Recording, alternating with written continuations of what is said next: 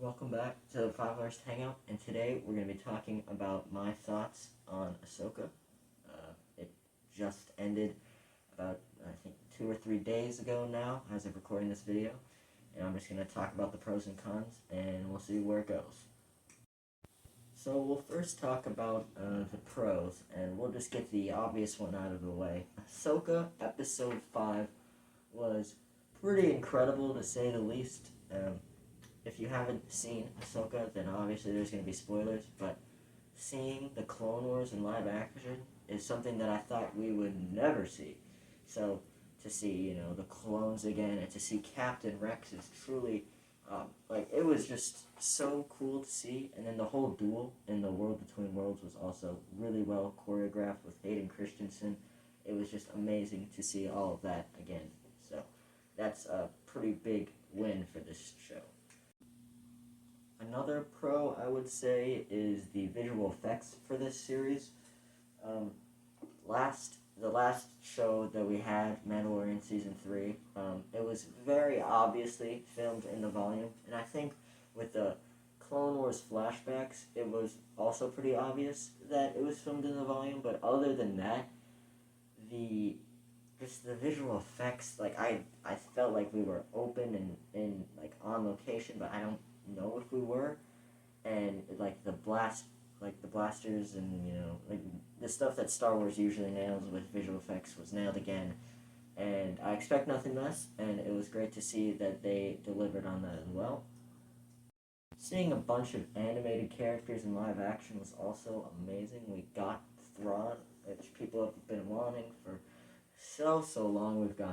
We got Ezra, we just had the entire Rebels cast except for Zeb, and we'll talk about that later. And yeah, Chopper was it was amazing how close Chopper was to his animated self, if you ask me. I think that was pretty cool. Baylan Skull and Shin Hati, but specifically Baylan Skull, were great characters. Baylan was so amazing, and he was really well acted out, and Ray Stevenson unfortunately passed away right before AHSOKA premiered, so I don't know what they're gonna do with Baylan Skull. I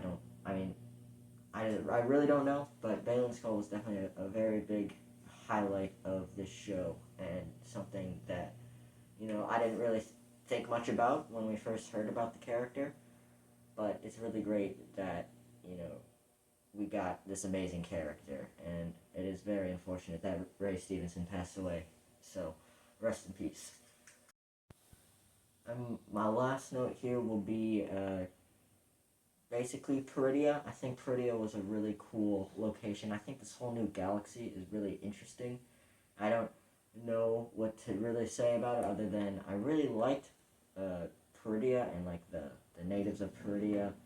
I really like the Night Sisters. We finally got them in live action, although technically there was a Night Sister in one of those Ewok movies from way back when, but we won't count that.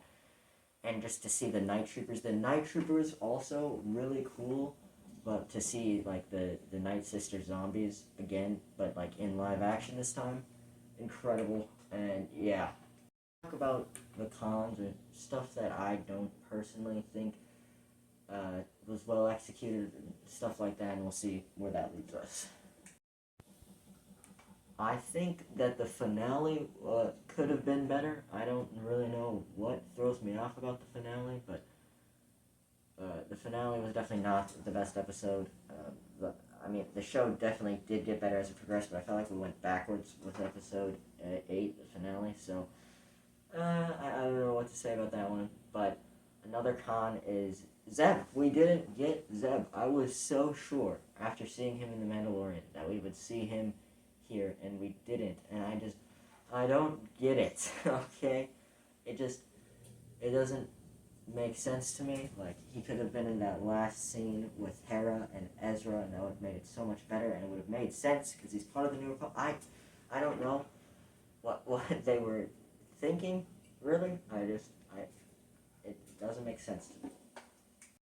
Marok is kind of a con. It's a little disappointed. I wish he was more of a character instead of just mist but I am. It was really exciting to watch all the fan theories of who Monarch was, and for us to all be wrong. So I don't know what to say there, really. And so the Night Sister magic was very interesting. Like the zombies are a very cool thing, but at the same time, I don't really know because the way that you kill them is, I mean, a headshot, I guess, but like I I don't know how the zombies work, so I don't know if that is a con. But we'll see how that transitions in later seasons because I'm assuming we're gonna get a season 2. Finally, it gave us a lot of questions, and that can be a good thing, but I don't know if it really was for this series.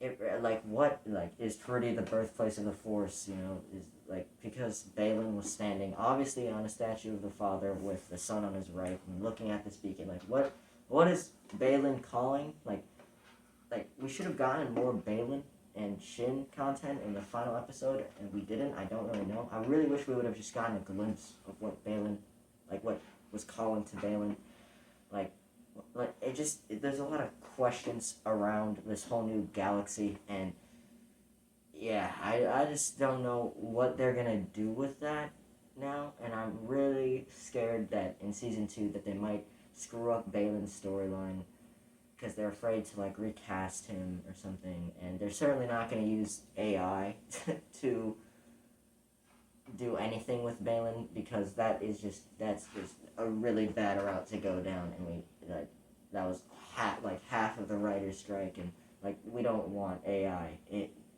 at all. So I don't know how they're really gonna utilize Balin now, but I'm thinking recast, and hopefully they don't screw it up, but they might, and it's not. I'm talking a lot, but I just really don't know how it's gonna go, and I'm kind of nervous about that. But that's really all I have to say about the bad things of the show, if they're even that bad. Really mild irritations, maybe. The best way I can describe this show is through a title of a YouTube video that I didn't watch, so I can't comment on the YouTube video, like what I think of it. I can just comment on the title, and the title is AHSOKA is neither a masterpiece or terrible, alright? AHSOKA is kind of in the middle. It's better than Obi-Wan. It's better than Book of Boba Fett. I don't know if it's better than Mandalorian, and it's certainly not better than Andor. But it does have really good moments, and then it does have really...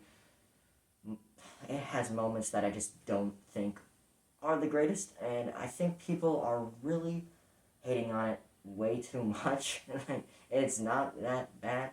If you thought I was going to comment on Sabine using the Force in the cons section, you're wrong, because although it is a new, interesting thing about Star Wars, I wouldn't say it's particularly bad because of the things that George Lucas said when he still owned Star Wars, and the people complaining about this whole thing. Sorry, I dropped something. The people complaining about this whole thing are like George Lucas purists, so I don't really know what to say, but yeah, that's all I really have to say about the AHSOKA show as a whole. As a rating, like 7.5 out of 10, maybe. I don't know. Better than Mandalorian season 3, but certainly not better than the previous 2 seasons of Mandalorian. That is what I have to say about the show. If you watched it and you want to comment, comment down below if YouTube allows comments on the video. Like the video if you like the video. I don't know, subscribe maybe, ring the bell. I don't know, watch more videos. It's been the 5 of us Hangout. Later, nerds.